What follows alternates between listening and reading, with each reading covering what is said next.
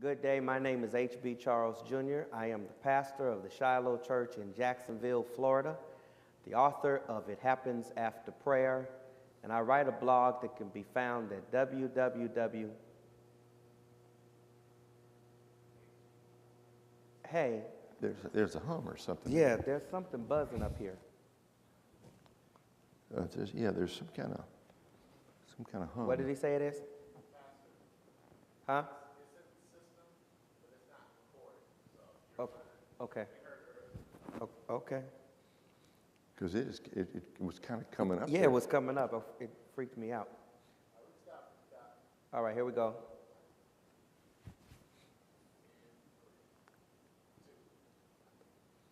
Good day. I am H.B. Charles Jr., the pastor of the Shiloh Church in Jacksonville, Florida, the author of It Happens After Prayer, and I write a blog that can be found at www.hbcharlesjr.com. I'm glad to have with me today my friend and brother, Dr. Ray Pritchard, who currently resides in Dallas, Texas, and is the president of Keep Believing Ministries. He is here with us for our Fall Church Institute, and he has graciously consented to spend this time with us during this interview, and I'm glad to have you, friend. Thank you, HB. Good to be here. Yes, sir. Tell me a little bit about you and your background. Well, I was born in Memphis, Tennessee. Raised in a small town in Alabama, up where Alabama, Mississippi, and Tennessee all come together. On my father's side, my family's from Mississippi. On my mother's side, they're from Iowa. And how does a Mississippi boy meet an Iowa girl? Well, during World War II, they were both in the Army Medical Corps up in Nome, Alaska. It was cold up there in Nome, Alaska, and my dad and my mom met, and shortly after the war got married and then moved down south, and I'm the second of 4 boys. 4 boys. Yeah. That's great. And been married now for, let's see if Marlene were here, 39 years. 39 years, yeah. Children? 3 boys. 2 of them are married, and they live in the Dallas area. We just moved to Dallas about 6 months ago for a lot of different reasons. The main one being that's where the grandkids are. Sure. We have 3 grandchildren and a 4th on the way in about 4 weeks. Good deal. Yeah. That's wonderful. You grew up in Memphis?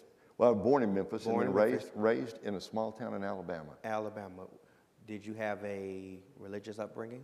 You know, my parents made sure that we were always in church. My mom and dad came from different backgrounds. Made sort of an interesting dynamic. My mom was raised Catholic. My dad was raised what I would call country Baptist. And it was very important to them that the 4 Pritchard boys were always in church. And even if mom and dad, even if they weren't always in church with us, they made sure, especially when we were young, that we were cleaned up and dressed up, and we were in Sunday school at the First Baptist Church in Russellville, Alabama. So, speaking for myself, I came up through the nursery, the cradle roll, the beginners, the juniors, the intermediates, the young people. I mean, all the way up. Youth choir and youth group. Basically, by the time I was in junior high school, I was in church every time the doors were open. Sure. Yeah. Well, as a preacher's kid, I fully understand that dynamic. When and how did you meet Christ? You know, that's a great thing, because I was baptized and I joined the church when I was 9 years old, but I didn't know nothing about nothing. When I walked the aisle and shook the preacher's hand, nobody asked me, "Are you born again?" Nobody asked me, "Are you saved?" I just, quote, joined the church because it was time for me to do that. And so I was a church member from the time I was 9 until I was 16. And if you had asked me when I was 13 or 14 or 15 years old, "Are you saved?" that question would have baffled me. I would not have known how to answer that question. Nobody had ever asked me that before. When I was 16 years old, we were having a church youth retreat, and I was one of the speakers on our own church youth retreat, because I was into religion and reading the Bible, and back in that day, it seems like 100 years ago, back in that day, evangelism to me was going down the street and talking to the kids who went to the Methodist church, or debating baptism with the Church of Christ kids. That's really, that's all religion as far as evangelism really meant to me.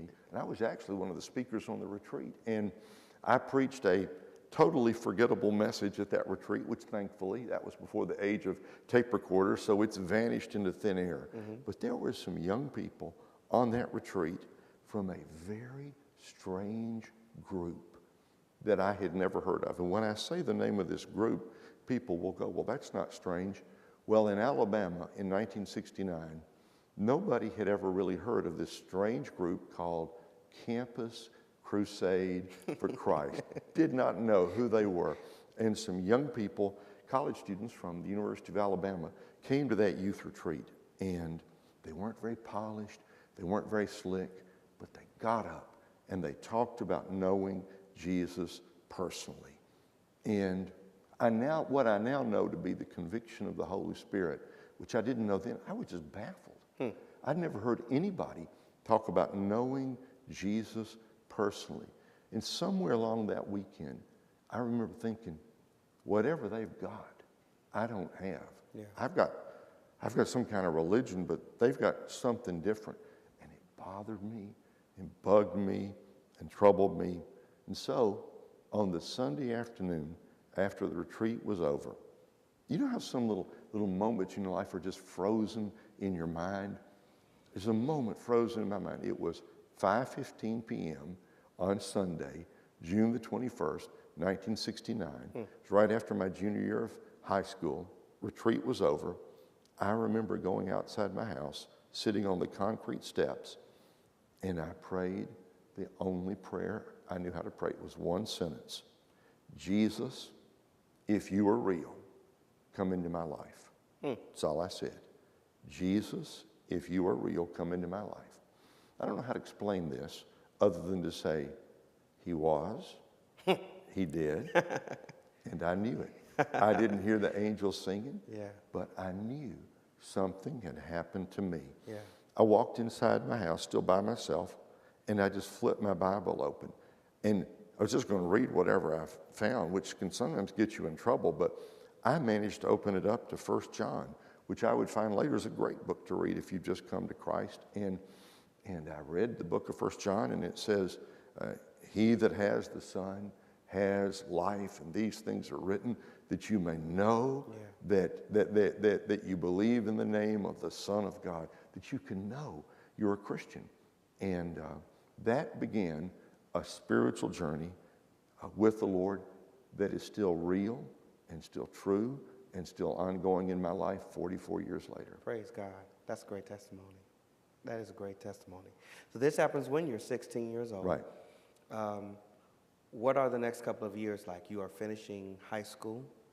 Is college after that? Well, in my senior year of high school, I knew I was a Christian, and I got baptized about 2 weeks later, for real, and baffling some of the people in the church. Why would this? My father was a medical doctor, and we were from we were a pretty well-known family in the community, and of the 4 Pritchard boys, everywhere we went in that small town, we were all known as Dr. Pritchard's sons. Why would you get baptized again? Well, because I've just been saved. And that actually led to a whole bunch of my friends beginning to look at their own spiritual relationship, and led to many others coming to Christ. I mean, God began to do a work. And in my senior year of high school, I did what a lot of seniors do. I played on both teams for a while. I was with the Lord. I was messing around. I was with the Lord. I was messing around. And June of 1970, again, another little moment frozen in time. I had graduated from high school. My hero at the time was Walter Cronkite. I wanted to be a TV, radio journalist. And I wanted to be, and that's the way it is, Thursday, September the 14th, or whatever. That deep voice and the way, which to me like the voice of God speaking over the TV. I wanted to be Walter Cronkite. And I can remember, HB, in June, after I graduated from high school in May, being in being in my bedroom at home, late at night after everybody had gone to bed, I would stay up and I would just walk around my room and wonder, what am I supposed to be doing with my life? One night that month, I did that. I was just pondering my life. And one night that month, I went to bed after thinking and still wrestling with my own future. And I woke up in the middle of the night with a profound sense that God was calling me. And you know what? I want to lean forward and say, I am completely aware that stories like this are not as popular today as they were a generation or two ago. And I would never make my experience the standard for anyone else. But as a then 18-year-old kid, or 17-year-old kid, I was aware God was speaking to me. He was calling me to be a preacher. And I don't know how I knew it. I just knew it.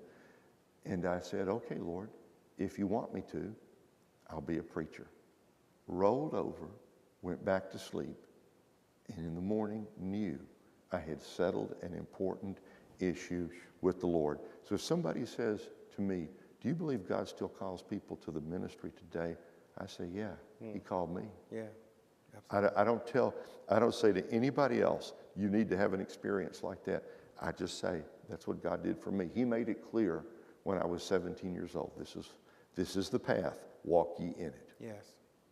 So you received this call, 17 or so. Does that guide your next steps as you're finishing high school? Well, I had just finished, went off to the University of Missouri for 1 year of total spiritual confusion because they have a great journalism school at Missouri, and I was still on the path to be like Walter Cronkite. Went to the University of Missouri. You know, it's kind of good to get away from home because you find out stuff about yourself away from home that you never find out while you're at home. And I just found out I didn't know nearly as much as I thought I did. And I was real comfortable in that small town in Alabama, and then thrust into this great university. Somewhere in that year, the Lord made it clear to me, it's not journalism, it's not being a TV reporter. I want you to be a preacher. And so I transferred after that to a Christian college in Chattanooga, Tennessee, called Tennessee Temple. Well, then it was a college, and now it's a university. And my parents were so skeptical about this, so skeptical. They couldn't understand why I would want to go, why I would leave a state university to go to this small Christian college. But, you know, my mom and dad, who didn't understand everything about, I was a typical teenage kid, you know. They didn't understand everything, but they were wise enough to know that this wasn't a dangerous decision. And if I needed to go to a Christian college, they were going to support me. And I look back now and see the wisdom of letting me do that. And transferred there to Chattanooga to that school. And I will say, in the 3 years I spent there, I gained two things there that have stood me in good stead for the last 40 years. Number one, I met my wife, Marlene. Good deal. And number two, that's where I gained a basic knowledge of the Bible. I didn't know the Bible until I went to Christian college, and I learned what it was all about, and I met my wife. So I'm very happy about those 3 years I spent there. That's great. We, in African American culture, when a young man says he's called to preach, if the church believes him, they start preaching him. My experience was when my father's colleagues heard his son was preaching. Right. They just all preached me. Right. Did you get an opportunity? I know you're in school, you're led to school. Were you getting opportunities to preach during any of this time? You know, I agree 1,000% with the method you just said, because when young people ask me, you know, how do you learn to preach? HB, there's only one way to learn how to preach. You got to grab your Bible. You got to get up on that platform. You got to open your mouth. You got to open the Word of God. You can take classes and read books and work on the technique, but I had a country Baptist preacher tell me when I was still a teenager, the only way to learn how to preach is to preach. And in those early years, I took every opportunity, which for me back then was mostly speaking in youth groups, speaking in Bible clubs, doing youth retreats, going to places that there was a little missionary Baptist church outside the Mount Zion Missionary Baptist Church on the country road between Russellville, Alabama and Red Bay, Alabama. We went to Mount Zion and preached, and to Littleville Baptist Church, and to North Highlands Baptist Church, and going after those country churches and preaching sometimes to 20 and 30 and 40 people. Oh my gracious, the sermons those good people had to sit through. A lot of thunder and fire, not a lot of rain. Yeah. But that's how I learned how to preach, by just getting out there and doing it. Yeah, both I would say need to go together though. Yes. Because the whole getting, as you said, the framework of Right. the Bible, and sometimes you can be in the experience of preaching as a new preacher, Right. and as you said, never get to that realization of how much you don't know. Right. Until you get to a place where you get some formal training. You finished that college, it's seminary right after And this? then went right from, graduated, let's see, let me back this up. Got engaged in April, got married, graduated from college in May, set our wedding date in June, got married in August. And in fact, Marlene and I got married on a Thursday night, on a hot night in Phoenix, Arizona, on a Thursday night. And for our honeymoon, we got in my Ford Pinto with a U-Haul trailer behind it.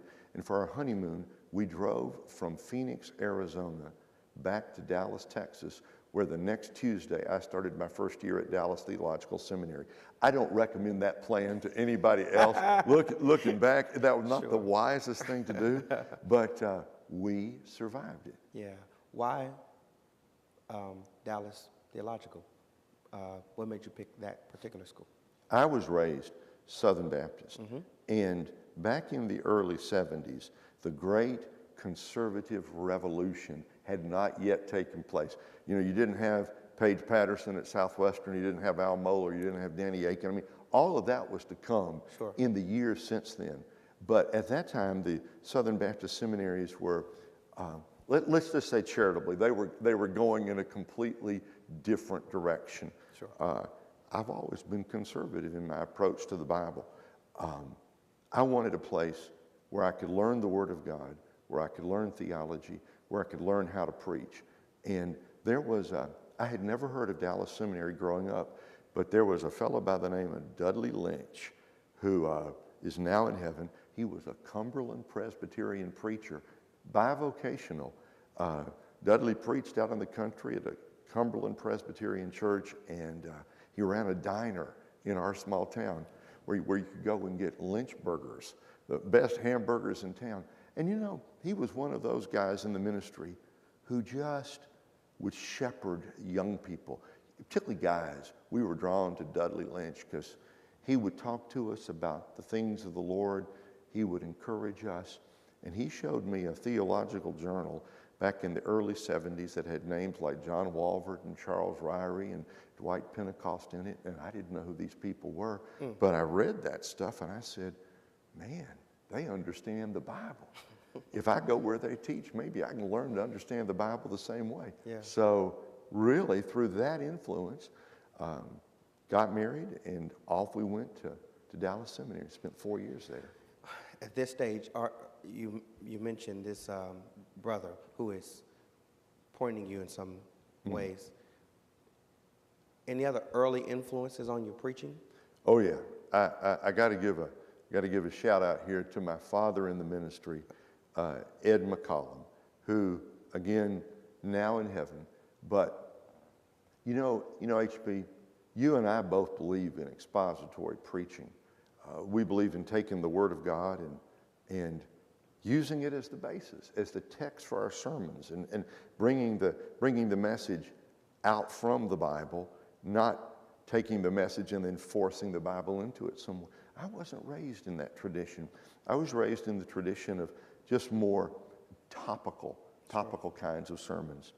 Well, there was a man by the name of Ed McCollum, who, great man of God, and he was never famous in the eyes of the world, though he will ever be famous to me, because Ed McCollum, his son Danny, was and is a good friend of mine. He's the first man who ever explained the gospel of Jesus to me. I knew he died. I didn't know what it meant. And Brother Ed knew. I'd come and hang out with Danny at his house, and Brother Ed McCollum would sit around the dinner table, and he would just answer my religious questions when I was 15 and 16, leading up to that moment when I was going to trust Christ. And I would go hear him preach. He never, at least during the years I knew him, he never pastored big churches, but he would go to places like the First Baptist Church of Littleville, and I remember this. He preached through the book of Psalms, the whole book of Psalms. There's 150 of them. Last I checked. He preached through all of them. Wow. And he started I think it was a Wednesday night series. He started when I was like in the 10th grade. And when I was in college, he was still going through the book of Psalms and just taking it, psalm at a time and a paragraph at a time. First man I ever heard who took the Bible and showed me the Bible could be the basis for a sermon. And so way before I got to seminary, he was the formative influence of, number one, making sure the gospel is clear, and number two, preaching the Bible as the basis for your messages. Wow, that is great. Any other influences? That was before the day of the internet, so where you could hear so many different people. I didn't know about, say, J. Vernon McGee back then, but I used to listen. I will say this. There was a jeweler in our town who was his name was Ira Schnell. He ran Ira's Gift and Bookshop, small little place. He was Jewish. His wife, I believe, was not. They attended the First Baptist Church, and he ran this, and he sang in the choir. He ran this little bookstore, and one day, and he'd let me come in and hang out, because I've always liked to read. And one day I went in to see him, and I saw some magazine, some little magazine. It was a little, looked like a newspaper. I said, "What is that?" And he said, "Oh, you can have it. They sent it to me for free." And I looked at it. It had a sword across the top of it. And the name of the newspaper was The Sword of the Lord. It was written by a man I'd never heard of named Dr. John R. Rice, who was, that's another whole story. But he had been a Southern Baptist who became an independent Baptist because he felt the Southern Baptists back in the, 30s and 40s were becoming liberal. And he had things on there promoting gospel preaching, opposing formalism and modernism, and standing for the old time gospel. I didn't know. I didn't know. But you know what? He would reprint sermons by guys like D.L. Moody. I'd never heard of him. And this guy, Charles Haddon Spurgeon, I had never heard of him. And he was always stirring up. This is if he was a young guy today, he'd be on the internet, have a big website on the internet, stirring up things on the internet. Sure. He was stirring it up through his magazine. So between Brother Ed McCollum and reading that magazine and my friend Dudley Lynch, God birthed in me a desire to preach the word, to preach the gospel, and to be bold about it. Those are three big formative influences in my life. Those are great. Who would you say made the most impression on you as professors during your seminary days? When I was, I want to go back to the Christian college and just say, Sure. Dr. Wymal Porter was taught Old Testament survey. Man, and you know, HB, it's a great thing to learn what you didn't know you didn't know. And I just didn't know anything about the Bible. And he actually, Wymal Porter made the Bible make sense to me. In seminary, probably Dr. Charles Ryrie, who, nowadays study Bibles, they're everywhere. But Dr. Ryrie came out with one of the earliest of the study Bibles in the early 1970s. He had 2 earned doctorates, one from Dallas and one, I believe, from Edinburgh. He had the gift he had a deep knowledge of theology, but he had the amazing ability to take these abstract concepts like the hypostatic union and like the Trinity and like the question of the believer's natures and what is biblical inspiration. He had the ability to take these abstract theological concepts and make them understandable in layman's language. That helped me so much. I sat under his ministry, and I sat under the ministry of Zane Hodges. I learned Greek from him, and I learned Greek also from Dr. S. Lewis Johnson, one of the best Bible expositors of the last century. So I'm forever grateful for what I learned there. Praise God. I had more than the study Bible. There was a Ryrie Handbook of Theology or something like that.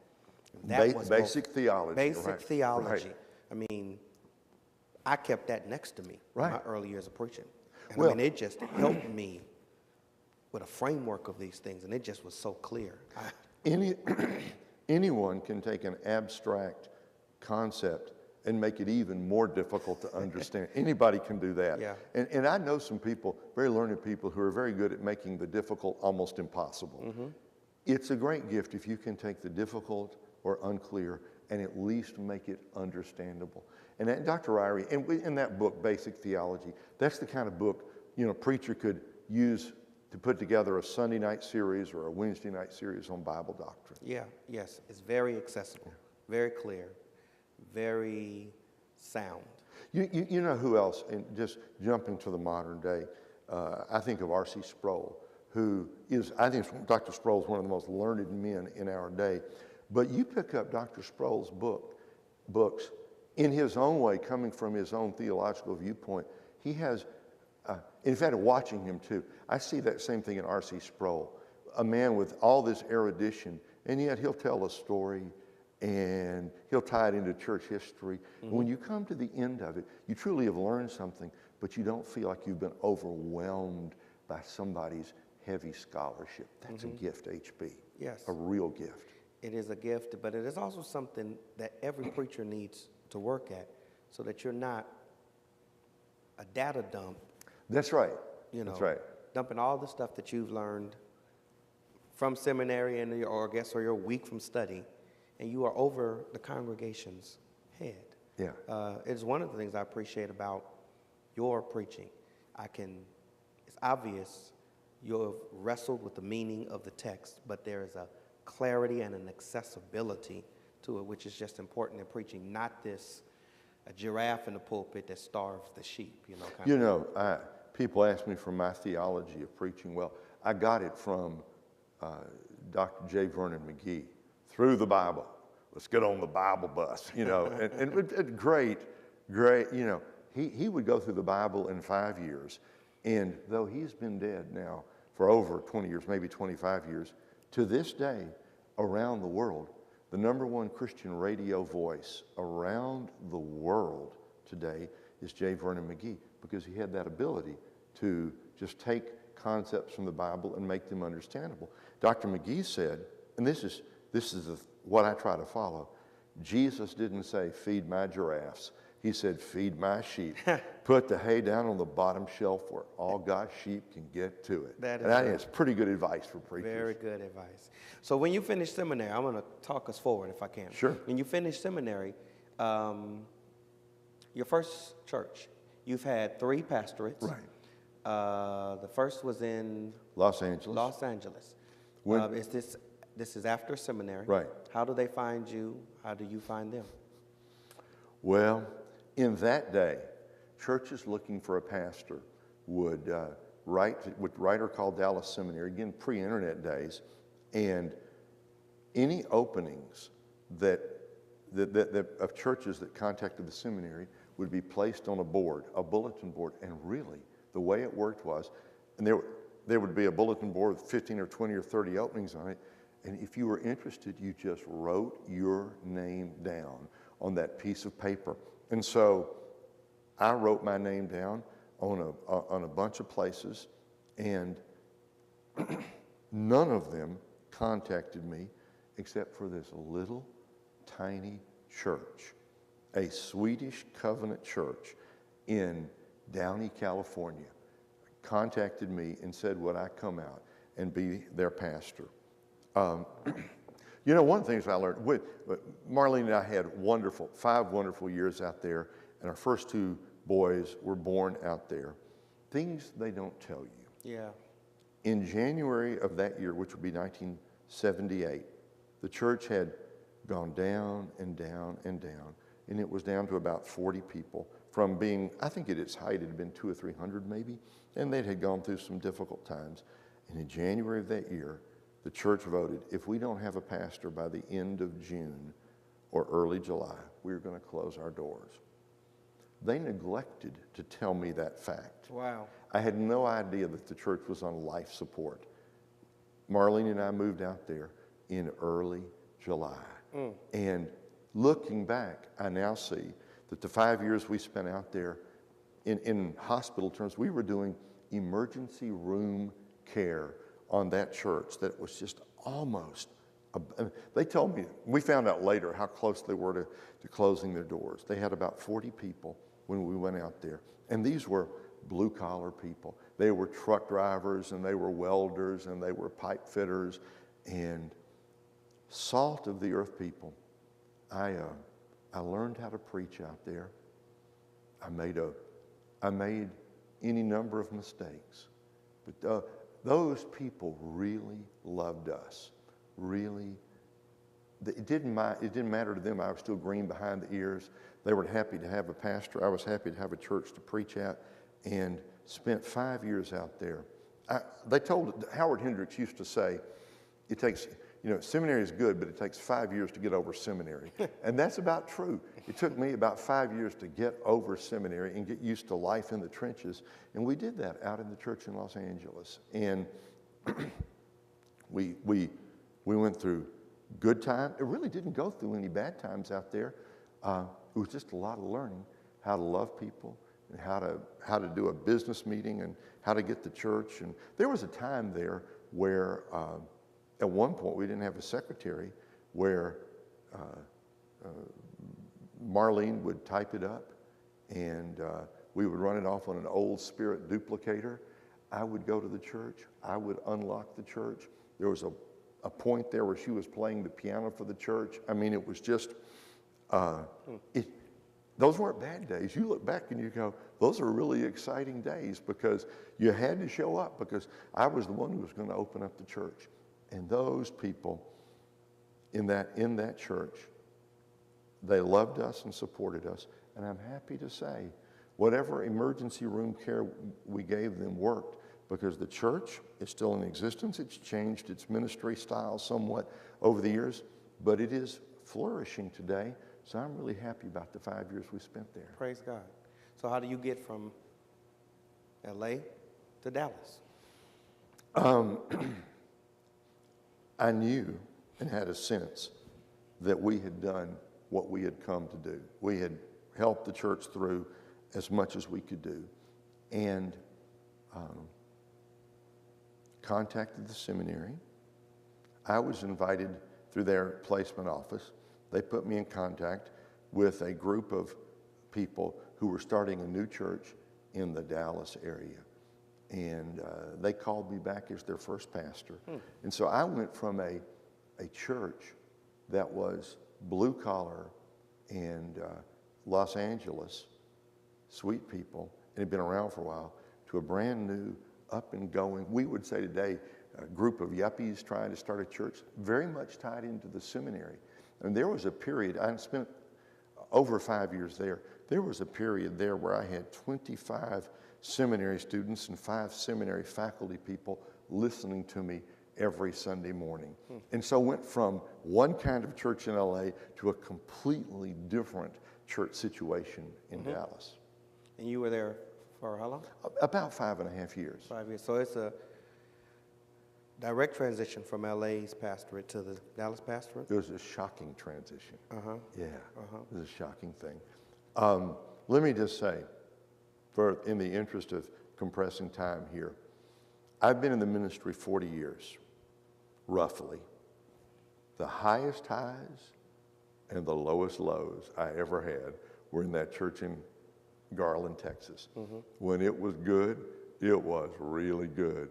When it was bad, oh, it was tough. Sure. And that church grew. We went through a period there, and we started with, 80 or 100 people, and it grew and it grew. We met in a daycare center, and then we moved to a used furniture store, and then a little tiny space, and we burst out of that furniture store and basically took over a strip mall there, and for 18 straight months at one point, right through the fall, spring, summer, and back into the fall, into the winter, for 18 straight months, every month the attendance grew. Wow. Let me just make a comment, which I didn't know then. Some things they forgot to tell me in seminary, or I wasn't there the day they covered this. It is possible for a church to grow too fast. It's possible to grow beyond your leadership. It's possible to grow so fast and to add so many people that you're not really prepared to handle them. Yeah. We all think, oh, we want the whole world to come to my church. Yeah, but what would you do if all 7 billion people showed up at your church next Sunday? You don't really mean that, you know. We're all prepared for moderate growth, but the Lord just overwhelmed us. And to be truthful, that church was young. If you were over 40 in that church, you were a senior adult. When we elected elders, there was one elder over 40. Everybody else was in their early 30s. HB, we didn't know what we were doing. I didn't know what I was doing. And you know what? In the interest of complete honesty here, when your church grows and grows and grows, I can see it so clearly now, so clearly. That can go to your head. Yeah. It can. Yeah, everybody's cheering you on. And no, we were not a mega church, but we grew and grew and grew and kind of quadrupled in size there. But we didn't, while the numbers grew, we didn't grow our leadership base, and we didn't grow our spiritual base, and we didn't grow our planning base, so that when trouble comes, and you know what, it always comes. Yes. I don't care who you are, what church you're in, it always comes.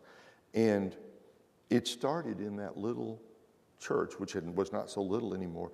It started over crackers and juice in the nursery. Wow. Yeah, you can't make that up. It's crackers and juice in the nursery. Budget. We after all this growth, we ran into a period of budget constraint. We didn't know what to do. We didn't have any advice. We didn't have any help from the outside. We made budget cuts. People weren't happy. And you know what? What starts over here with crackers and juice eventually goes to how you set up your Sunday school, eventually goes to your missions, eventually goes to your budget. But where does it end up? It ends up at the pastor's desk. Sure. It just took a few months to get there. And there came a period of time in that church in Texas where there were some people who felt we need a new pastor. And there were people who, they were beginning to meet. They were beginning to pray. During the Awana program, they would drop their kids off and go have prayer meetings for the church. You know what I'm talking about. I do indeed. And they're just concerned for the health of the church. And looking back, let me say it this way. Mostly looking back, I see the mistakes I made. Forget anybody else's mistakes. I mostly see the mistakes I made. I think in leadership at that point, this should go back almost 30 years, we honestly thought if we could just get together and talk, we'd all be happy. If we just had one more phone call, if I could just get together for one more lunch, if we could just have one more meeting. You know, HB, sometimes you got to stop meeting and you got to make some decisions. Yeah. There's some people who aren't going to be happy if they meet with you for 100 years. Yeah. They're just not. Right. And we had to discover that the hard way. That church, there came a moment when a couple of the elders wanted to vote out the pastor. And it was so painful. They lost that vote. They immediately resigned. They immediately left the church. They took their families with them. They took their friends with them. And that led to 3 church splits in 6 months, from which that church would not really recover. What do I think could have been done differently? I think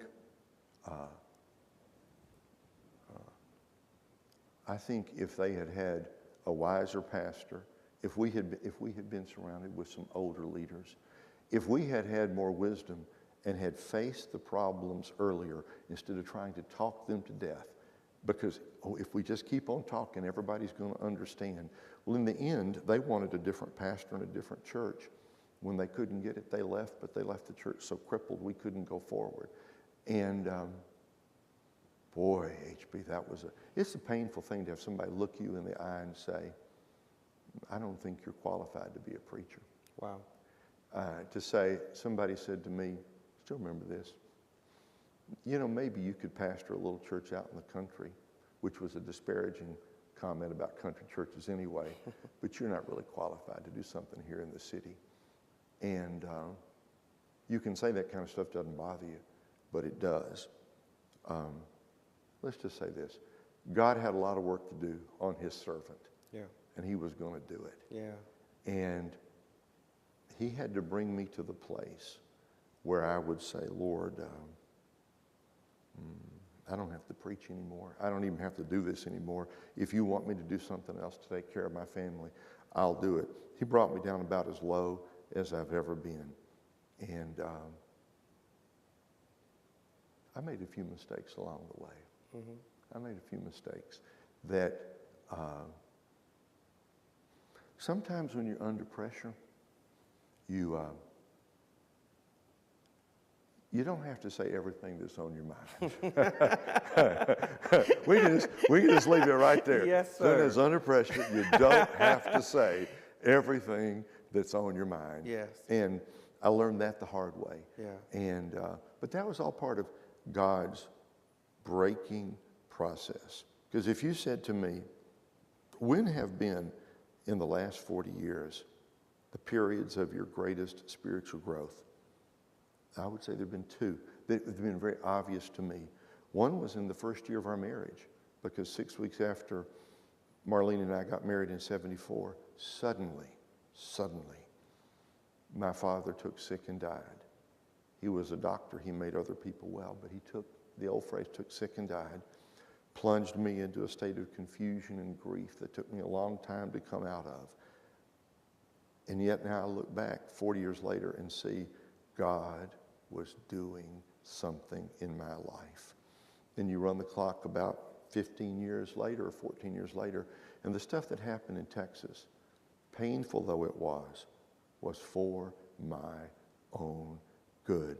It is good for me to be afflicted, that I might learn your statutes. I think one thing that we fail to recognize is God calls us for the purpose of the sanctification of the church. But he also gives churches to sanctify us. And those things we go through are not just the people being so difficult. Right. God brings these situations and people in our lives and these difficulties in our pastorates to keep us humble, to sanctify us, and to nurture us. And it's very difficult to see that in the process of it. It takes usually miles for you to look back and see. You know, in one of her books, Elizabeth Elliot quotes, I think it's Wayne Oates, who said that the process of Christian growth is the process of stripping away the idols of life. Wow. One at a time. Yeah, when I read that, that means more to me now than the first time I read it. Sure. That God had to strip some things out of my life, particularly a lot of self-confidence. Sure. He had to strip that out of my life so he could replace it with God confidence.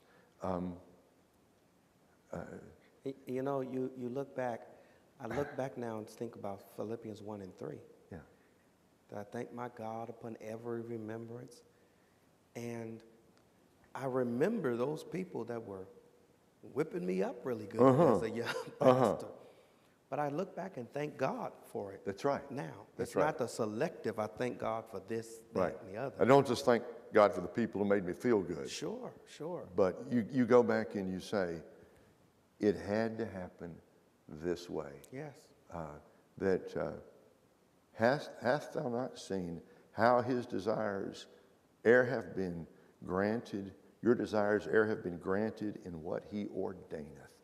That what God ordains for us, though sometimes painful, is for our own growth and our own good. So I learned a lot coming out of the Texas experience, things that were bought with a price. Sure, wow. Good way to put that. If I can talk us forward, there was a stretch between Dallas and Chicago that you did not pastor. Can you feel comfortable talking about what Sure. that period was like? Let me tell you, there is... And you, for a part, I read this somewhere, maybe in a post, Right. that you didn't think you made pastor. That's right. Again, I can remember after all the mess in Texas was over, and by the way, I want to get this totally clear. Generally speaking, the worst wounds in life, generally speaking, are self-inflicted wounds. Rarely will anyone else hurt us. Rarely as badly as we will hurt ourselves from our own just foolish things we do and say. And I was coming out of all that. I can remember it was December, and it was warm. We're still in the Dallas area, and it's like 70 degrees. And I was laying on the grass in our front yard, and my sweet wife was next to me. And at that moment, I didn't have a job. I had a wife, 3 boys, a mortgage, and no visible means of support. Yeah. And you can only float like that for so long, you know. And I didn't know what I was going to do. I remember laying on the grass and saying to Marlene, in some degree of, let's be honest, self-pity. Okay, let's call it what it was. In some degree of self-pity, I'm never going to preach again. I don't want to do this. I don't want to put you or the boys through all this again. And my wife reached over with the wisdom that wives sometimes, and she patted me on the shoulder and said, honey, if you don't want to preach again, you don't have to. And then she did a little pause, and she said, but I think you're a very good preacher. And I think God can use you to preach again. I didn't want to hear that. Yeah. She made me mad. But she was the voice of the Holy Spirit to me, saying, he knows the way that I take. When he has tried me, I shall come forth as gold. Yeah. But you don't get to the gold without going through the furnace, right? Right. And so for about 6 or 7 months, I worked for Dawson McAllister Shepherd Ministries as a conference coordinator in Dallas, Texas. I will ever be grateful to them because they paid me $100 a day.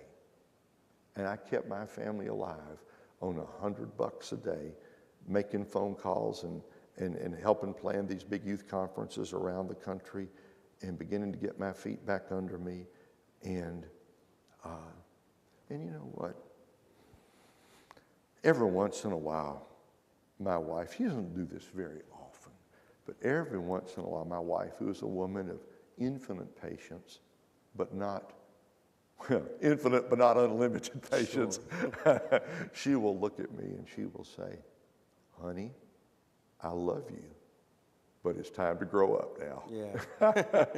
As only a wife can say, you know. Sure. Okay, we've been here long enough. And during that period, God was saying to me, no matter what has happened in the past, I've got a plan for you in the future. And I said, okay, I guess I need to get back into the pastorate. And I sent out resumes all over the country, but I felt like nothing was ever going to happen. And there was again, a moment stuck in time where you were putting together resumes and letters and stuff like this. And I was going to send out one day 11 letters to different churches around the country.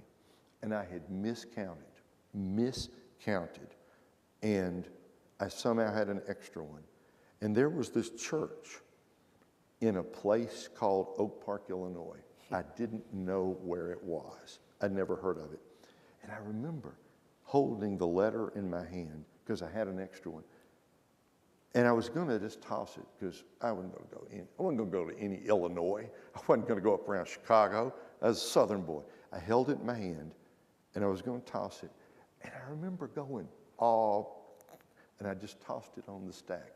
And it wasn't anything deeper than that. But God. Yeah. But God.